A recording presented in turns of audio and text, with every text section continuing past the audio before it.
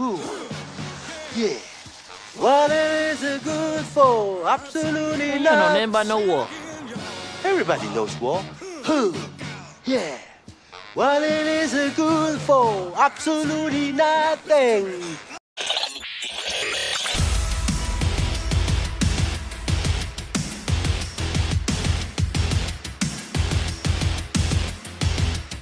What's going on, guys? This is Zach, the WretchedWatchmen, and I'm bringing you a little bit of news of what is going on when it comes to the war front of things.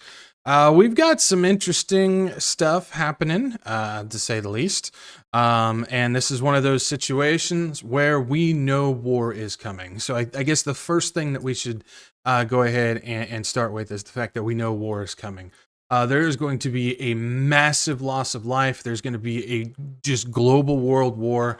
There's going to be tons of carnage when it comes to this. Scripture tells us that it's going to happen. There is a war coming. And the other piece of this that I always try and make sure that I put across whenever I talk about geopolitical, wartime, anything like that type of news is we have to remember we got to view this from the game of risk. We have to step back and take a look at the board as a whole and see how all of these pieces are being moved and how other countries are responding.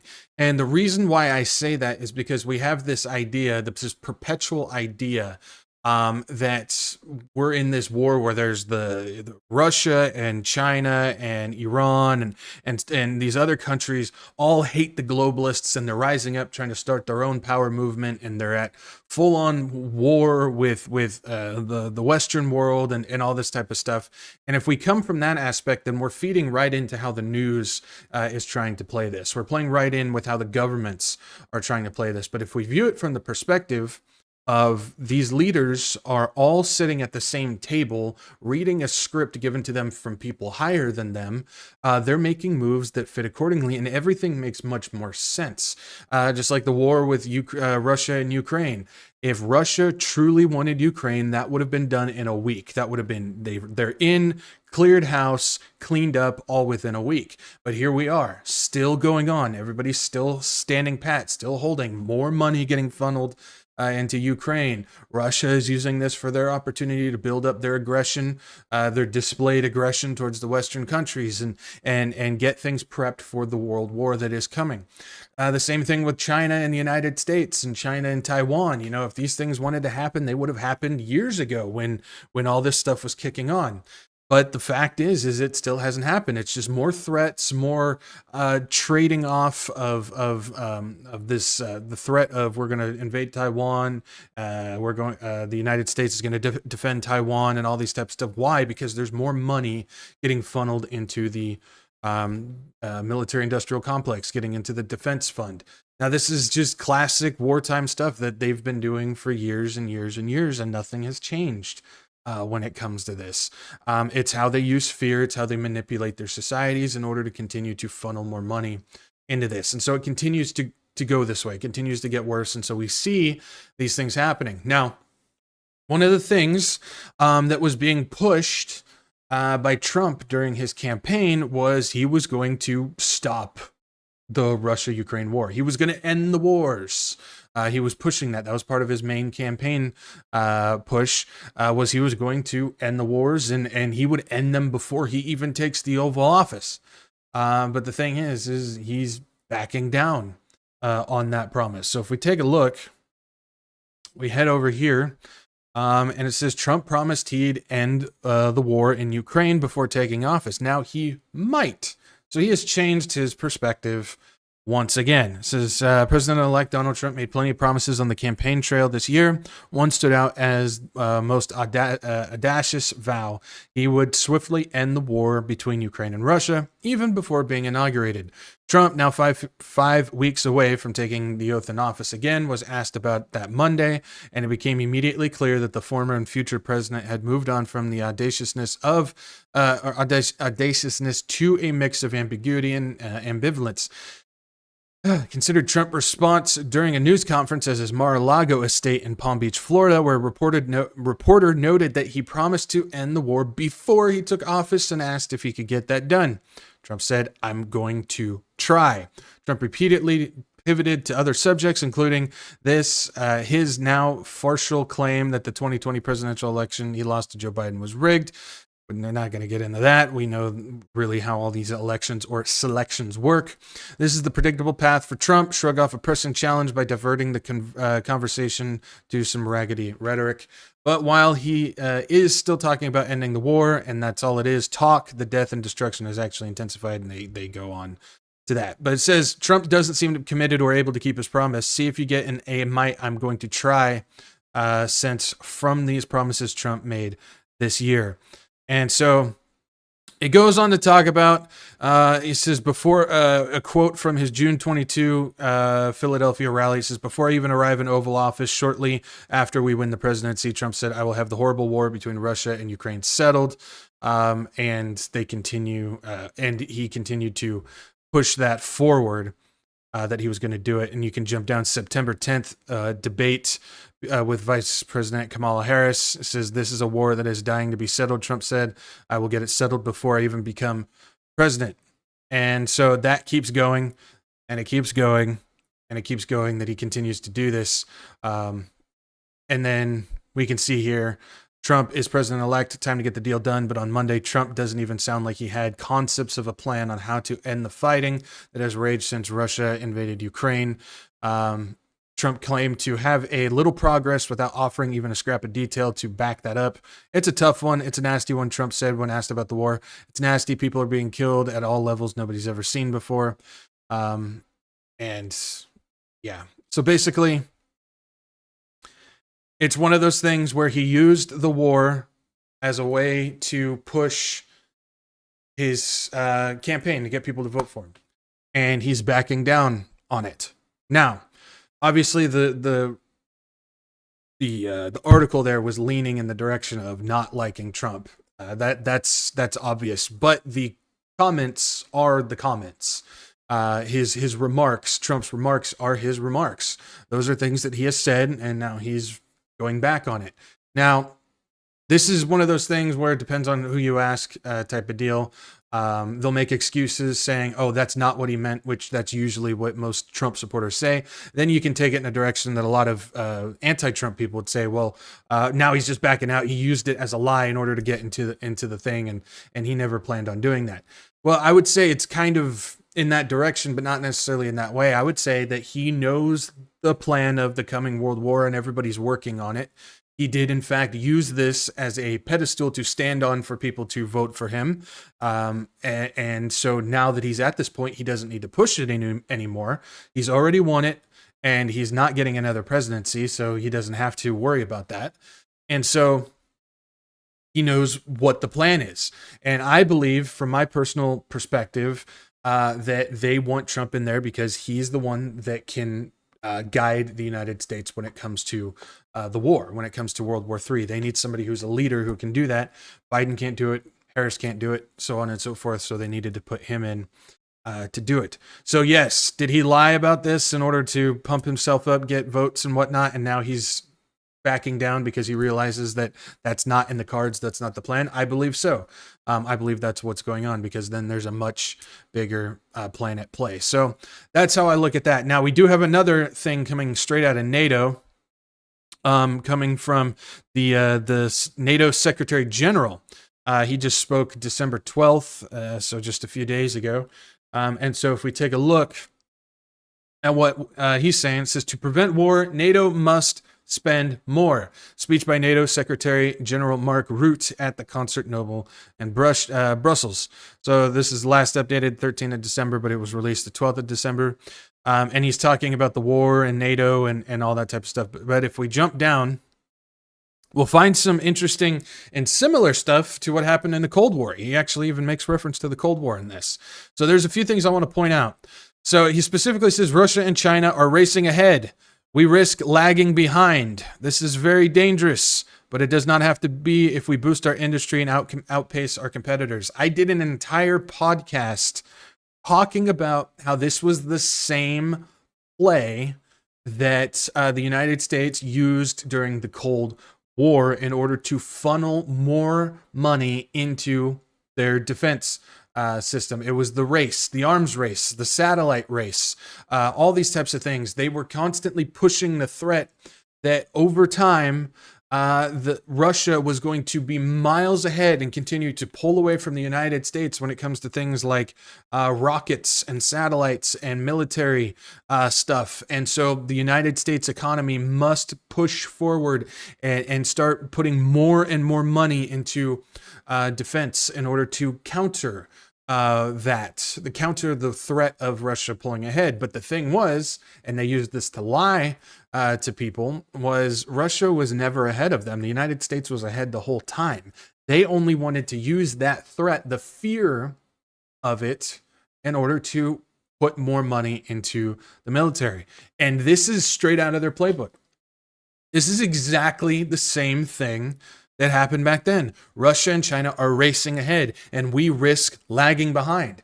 This is Cold War 2.0. This is the same playbook that was done back then. The exact same thing. And so we have this not coming from the United States, but NATO as a whole now, because they want all of NATO in order to start funneling more money into the military. Why? Because we know that war is indeed coming. And so they're pushing this straight out of it.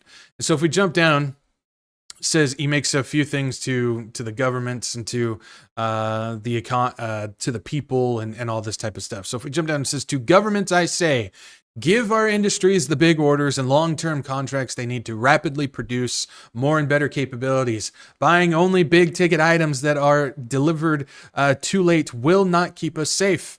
We also need modern capabilities that use the most advanced technologies, and we need them now. And so he's saying, governments, we need more money into funding for the military-industrial complex. And it says right here, this is where things really get interesting. It says, I also say to governments, stop creating barriers between each other and between industry, banks, and pension funds. Instead, tear these barriers down. They only increase production costs, stifle innovation, and ultimately hamper our security. So now we have them coming down, tear down the walls between the different industries, the banks, as well as pension funds. We need to combine them all together for military industrial complex, to the defense industry, which is very interesting. It says, to the defense industry, I say, you need to do everything you can to keep us safe. There's money on the table and it will only increase. So dare to innovate and take risks. Come up with solutions to the swarms of drones and other new tactics. Put in the extra shifts and new production line. So basically he's telling the defense industry, the money is coming. We're going to start funneling more into you guys. Time to start ramping up. They're getting ready. They are prepping. It's not here yet, but they're getting ready. We know it's coming. And so they are getting ready. It says, and finally, to the citizens of NATO countries, especially in Europe, I say, tell your banks and pension funds it is simply unacceptable that they refuse to invest in the defense industry. Guys, this is getting interesting. This is getting interesting. It says investing in defense is an investment in our security. It's a must. And this brings me to my main point, defense spending. It is true that we spend more on defense now than we did a decade ago, but we are still spending far less than during the Cold War. Why would you reference that? Because this is Cold War 2.0. This is the exact same playbook that was used during the Cold War. And it says, even though the threats to our freedom and security are just as big, if not bigger. During the Cold War, Europeans spent far more than 3% of their GDP on defense. With that mentality, we won the Cold War. The Cold War was just one giant geopolitical psyop, guys. And spending dropped during the after the Iron Curtain fell. The war was safer. It is not anymore. It just keeps going. It says, I know spending more in defense means spending less on other priorities, but it is only a little less. On average, European countries easily spent up to a quarter of their national income on pensions, health, and social security systems. We need a small fraction of that money to make our defenses much stronger and to preserve our way of life. So basically, he's saying, take all the pensions, take the income, take the health money, take the social security, take all of it, start funneling into military industrial complex. This is straight out. Straight out of the Cold War playbook. Again, I did an entire show on this about fear and Cold War and how they used it in order to funnel everything into this. And it's, yeah, again, they continue with the whole fear thing. Some people will tell you otherwise. They think strong defense is not the way to peace. Well, they're wrong, because without strong defense, there's no lasting security. And without security, there's no freedom for our children and grandchildren. There's no schools, no hospitals, no businesses. There's nothing. Yeah, they just continue to push the fear element when it comes to this. So this is a situation, guys, where I'm not telling this to you guys in order to strike up fear. I'm not talking to you about this in order to get you to panic. I'm not telling any of you this to try and freak you out in any type of way. If you've been watching this stuff for any amount of time and you know anything about Bible prophecy and anything that's coming, we know that war is coming. We know the whole world is going to get involved. There's going to be a mass drop in population.